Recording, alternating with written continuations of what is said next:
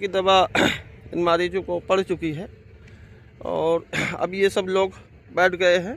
बैठने के बाद में अब इनको ये क्रिया करवाई है, जिस क्रिया के द्वारा इनको अभी छींकें आएंगी, अपने आप छींकें आएंगी सभी को, और जो भी कचरा है तो बाहर निकलेगा और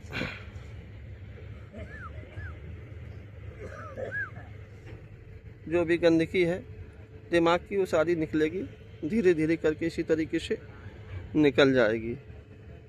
और यह है देसी औषधियों का कमाल।